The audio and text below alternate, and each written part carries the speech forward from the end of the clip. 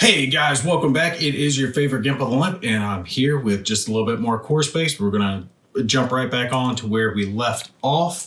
Remember, our guys are trying to escape back to the console and then push their way out. I'm not going to have any overhead footage in this one. That camera's been giving me a few problems. I'm going to try to fix it before the next one, but for now, it's going to be just a handheld. Hopefully, you guys will bear with me on that one. All right, let's go ahead and throw our pig. And we're definitely getting up there. We're about, what is that? A little over a third into it. And I'm really worried when we start hitting these next ones. Draw a cord. We have supply drop. Ooh, okay, that sounds good. It's for the whole section. Patrol through cleanse. Managed to get, or to hack into the official database and requisition an aid package. Yeah, because one of the extra Kickstarter bonusy things that came with it when it came to the media team had to do with supply drops because they're colored white instead of the general colors that we see in all our usual stuff. Keep this card and discard it during any of your turns during the hostility phase when it reaches wake protocols or hire to call in a supply drop. Okay, so I can't do it yet. If it's already been called in during this game, you may discard this card to reduce the hostility by 2 instead. Okay, cool. So basically I can get some free stuff, or I can, I have to use this for free stuff first. So we will hold that. I'll set it over here to the side, and I don't know if we'll actually get up there because I got to get to here before I can use that. Oh well. Okay, jumping into my traders. Going left like usual. Captain and Mac are over here. They got a drone right there. All right. And they're both very close to it. They're within short range. Now, Mac's got the big gun. He's got that shotgun blaster thing there that could blow that drone into bits. But that's going to increase the threat even more because I have to spend ammo pegs to put in there. And I don't want to do that. I want to try to keep it as low as possible because the next one starts adding in a new type of enemy again, and guaranteed leisures, which is going to be a problem. Right now, leisures are still not guaranteed. So I'm thinking instead, I run the captain forward and let him perform an assault against him. So move action and then an attack action, close in attack. And that way, again, it wastes one of the drone's actions because on the off chance I don't kill him this turn, he has to spend an action to run. So I think that's what we're going to do. Let me grab him up now as I bump stuff because I can't ever not bump it. The captain, the man. And he's easily within 4 of him. So we'll have him run forward to bash him. And he's getting that from his little arm mount right there. You see that gives him 3 close in assault attacks and 1 shield, or 1 armor rather. So I don't have to use an ammo pack. Please kill the drone. Kill the drone. I got the drone. Okay. I was close. I was like, why are you blank on the blue die?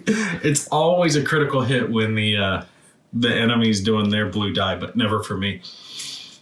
Okay. So that's my 2 actions. Now I have 1 action. I've got 1 effortless action left. I could use it for an extra inch, but I'm thinking instead I make use of that searches are effortless actions now, and I'll have him do that. So let me roll, see what he's going to get. He gets to pick out of the big bag, or the medium bag, should I say. Let's see. This is big bag. Yeah, this one's the medium bag. And it's, oh my God, there's so many tokens in here. There's so much. Let me dig in here deep. And I'd like my way of doing this better because it's just so random what we're going to get. And we got, a shield belt. But it's only for a mech. Well, crap. I'd kind of like to get this. Mac's behind me, but Mac's full too. Look at this. Mac's full of junk. Well, he's got a bunch of ammo, right? That's what he's carrying. Maybe I'll carry that shield belt. Pick that up. Now that icon in the upper left means I can't equip it in the turn that I get it.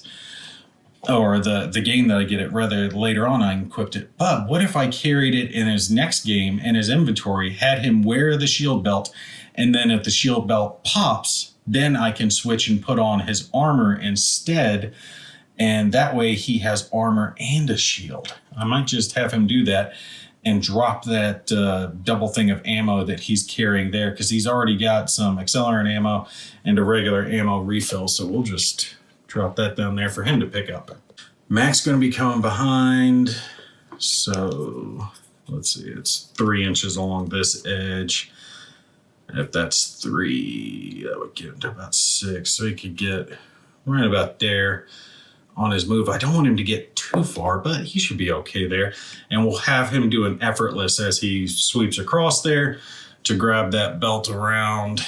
And we'll pop him right here and switch this out into his inventory.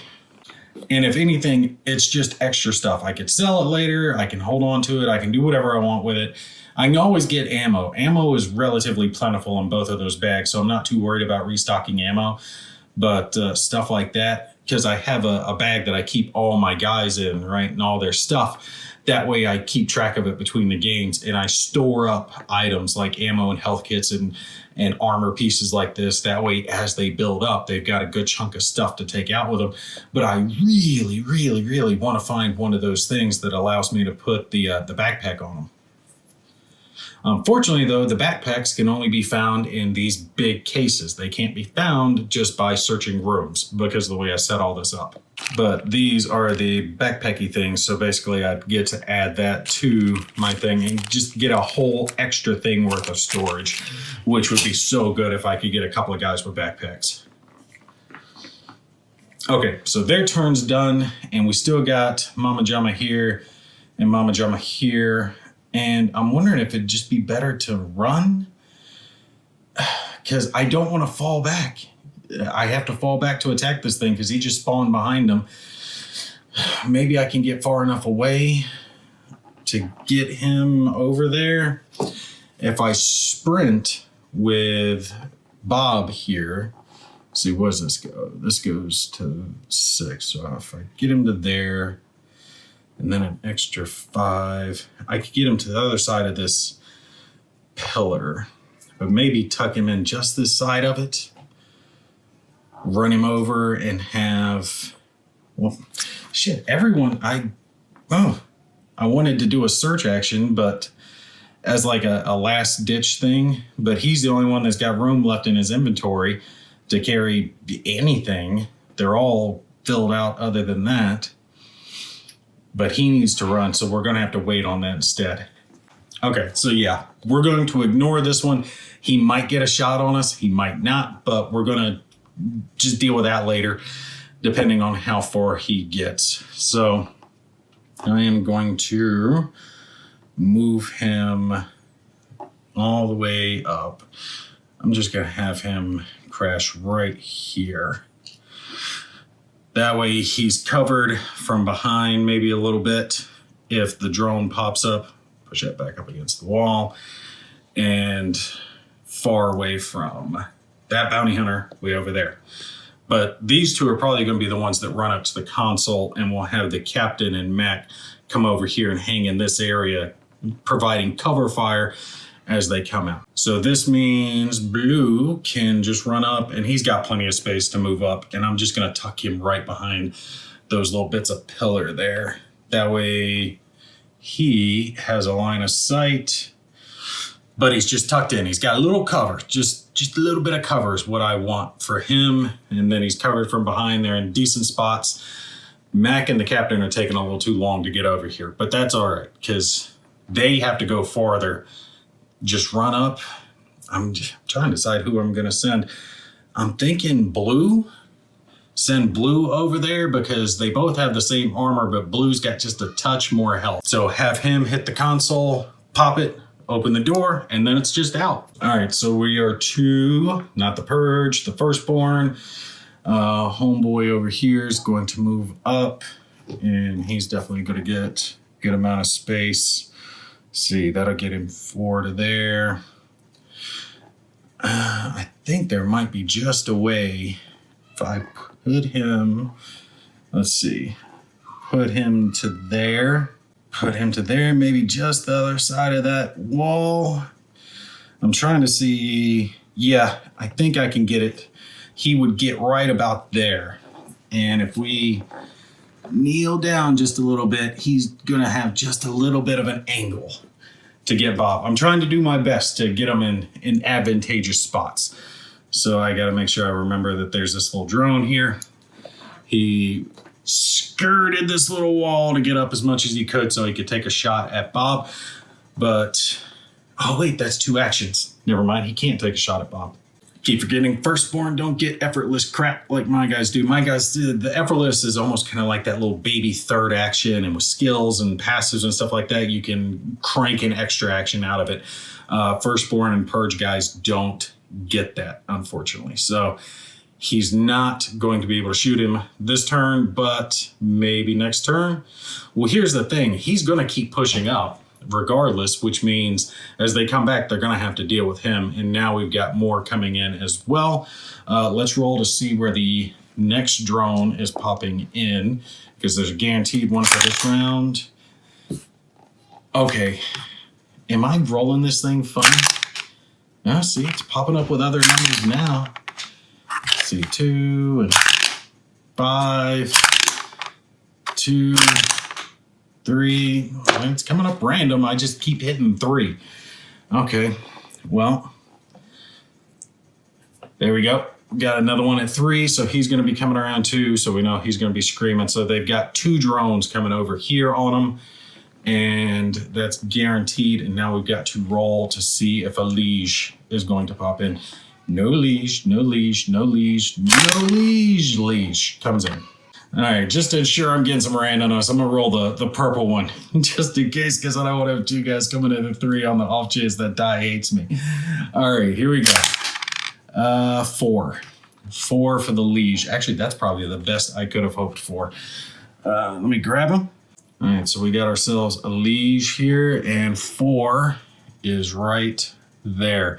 So he's popped in. That gives me time because he's got to run down through here and either come around or come down this way. And it'll probably behoove him to come down this way since they have to return in this direction. So it would be no option but them coming. So there's a lot of threats coming. I might have the captain and mech take up positions here to kind of cover over in this direction since there's a whole lot of hate coming over here.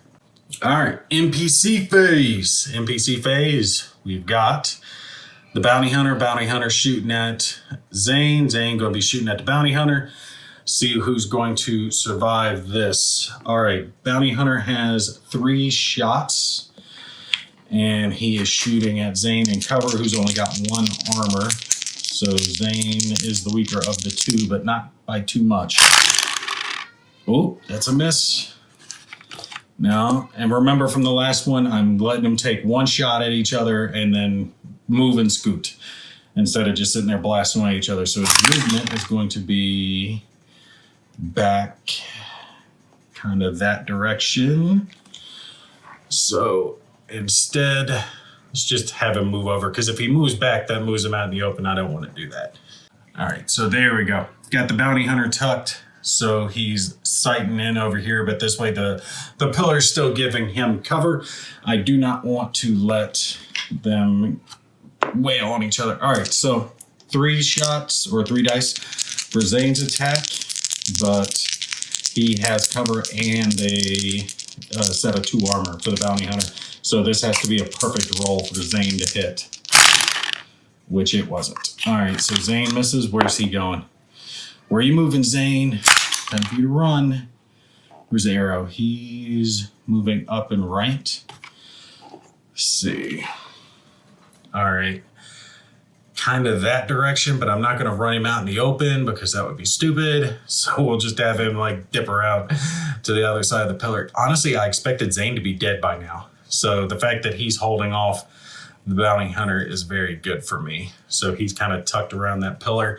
We're going to go ahead and give them another media coin because he's taking pictures of the firefight between Zane and the bounty hunter. So we'll give them credit for it. They got 1 more to get before they've met their goal and can leave.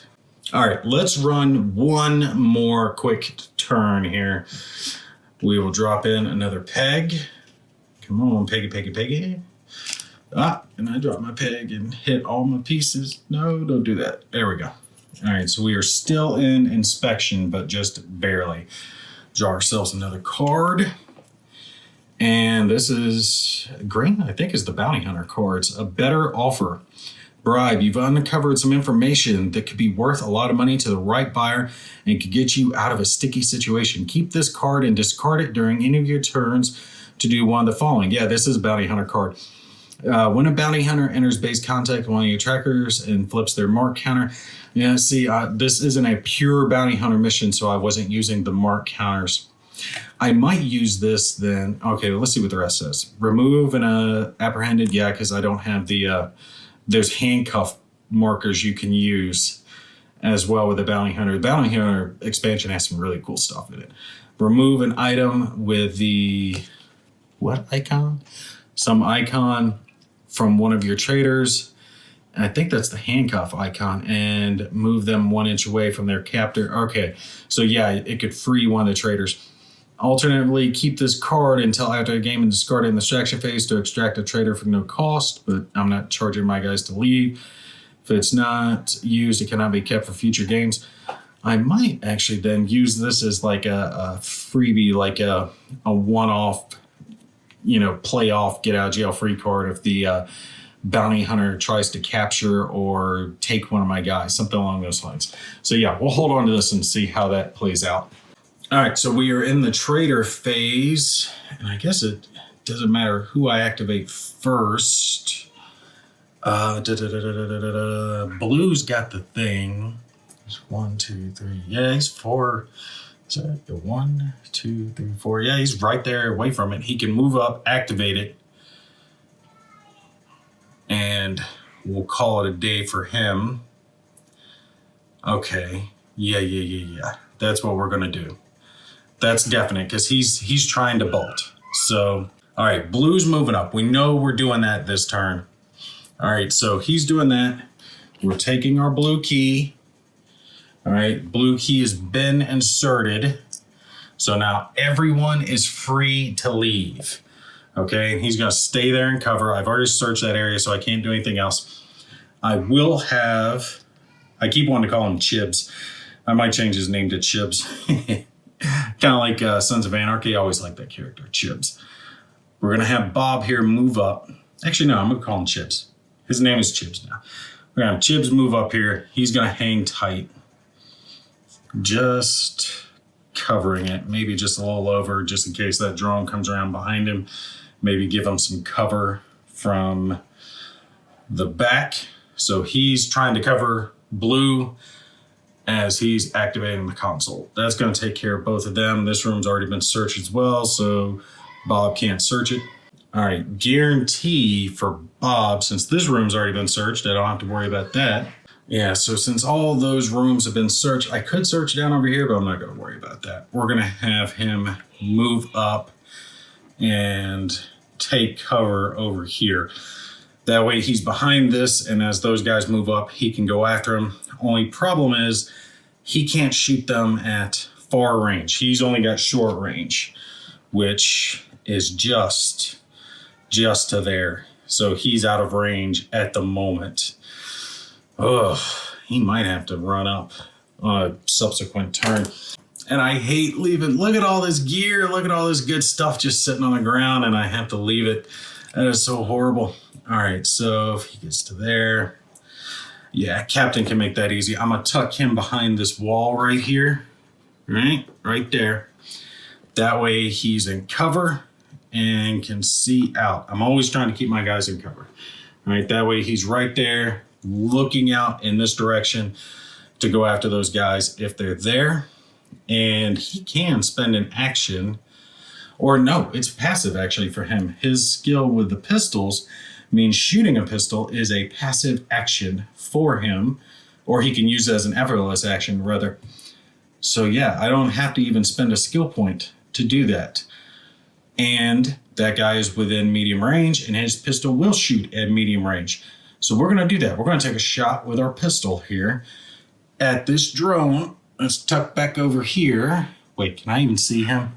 Oh, no, can I? Hold on. I gotta get down and take a bird's eye view here. Yes, he can see him, but it's just barely. He's just getting a shot.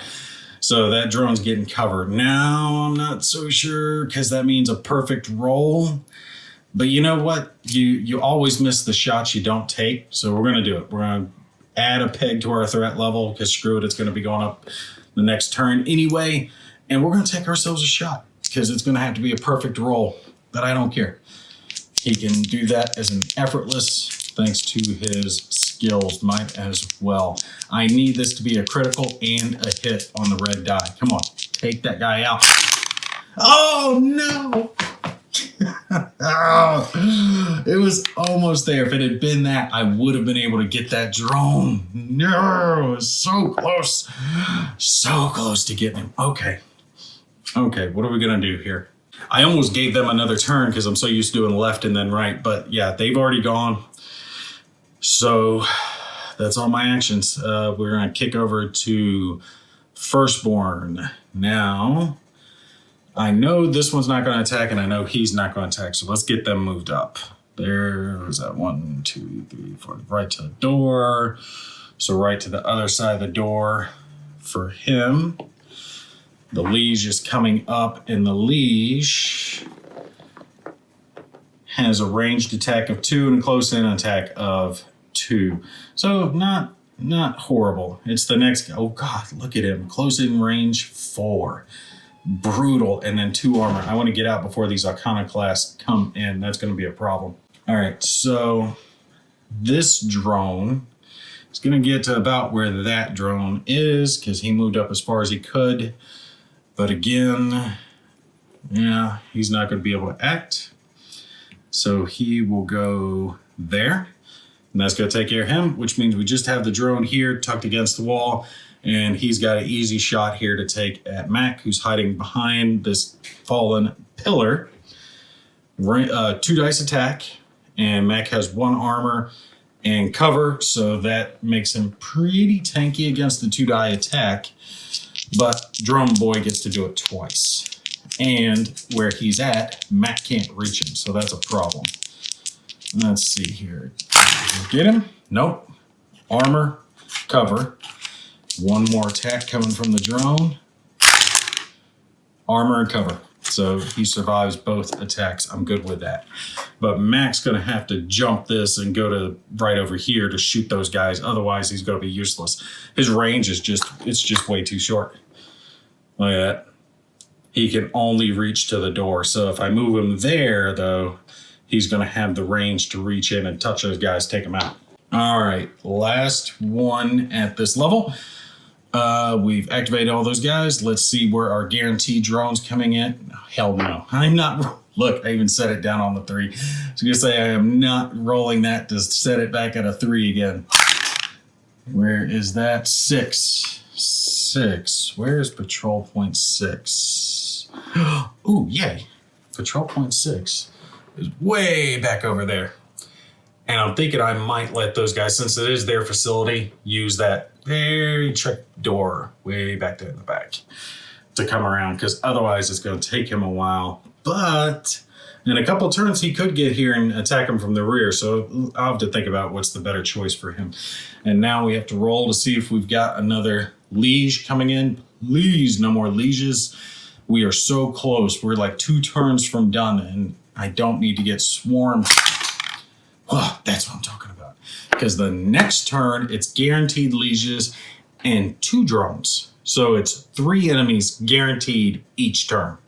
When it hits that point, I mean, it's done. It's done. All right, so we still got our NPC war going over there.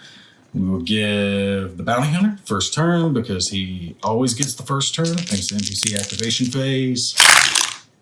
And he kills him. No, that is enough to get him because his armor's only 2. No, Zane's been killed. Oh, sorry, Zane, you're down, buddy. You're down.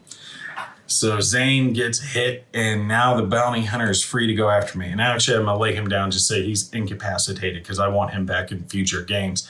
I might try to even make him a character. Can he be a character? Let's look.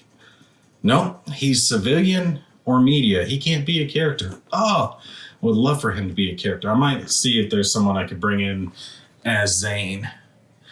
Camera. Oh, I need to see where the bounty hunter is going to move before I forget. Bounty hunter, do not move up on me now, boy, because this is going to be a problem because I'm going to be attacked from 2 different directions. He's moving to the right. So we'll have him dip around over to here because now he's jumped out of cover and he's coming after my guys. Actually, he'd be a little farther than that. Just around about there. Yeah. He's rushing up on my guys. Now that he's found them, they've activated the console and they're trying to head out, and he's killed Zane, or at least severely incapacitated him at the moment. Poor Zane, I'm sorry, buddy. Here's what I might do, though. He's got this burst rifle, and it's his main weapon. His character, you can barely see it, but part of the reason I kept this rifle is, one, it's a decent rifle, but it is his main weapon. Like, it's his actual character weapon, the one that his character's shown with. The thing is, he's got that burst thing, so I can basically dump all the ammo pegs into one shot and get extra dice from that. And I think I can get an extra 2 dice out of how many ammo pegs he has. If I do that, like empty that thing out into him, that's a 4-die attack going into Zane. Now, I'd have to burn a buttload of ammo to do it, but if I do that, that might just be enough to take him out. Well, a 4-die attack against 2 armor, that's enough. You just need 3 hits, and that would be my best chance of taking him out, other than Mac, who's got the shotgun. All right, you guys stay tuned. That is the end of this, and if I'm not forgetting anything, yes, that is the end of this round. And we'll have to see how it plays out. They've accomplished their mission. They found the key. They're heading out. They're trying to leave the facility. All my guys are doing okay. They've kept their health topped off. But as usual with core spacey type of games, it always starts off kind of easy, but then you start getting swarmed right there as you hit the conclusion of the map. Now, it did work for me, though, that my guys, unbeknownst to me, because I didn't really try to spec them this way, were really good at close-in attacks, since they were all getting like 3-die attacks, most of them anyway. And I was able to take out like 2 or 3 drones over here with close-range assault rather than shooting. And by doing that, I was able to keep the threat level lower, because we would already be into the next section. We would have had a round or 2 of guaranteed 3 enemies coming in each turn, which would have had me swarm more. As it is now, I was able to keep the enemies low. That way we can pull out relatively easily.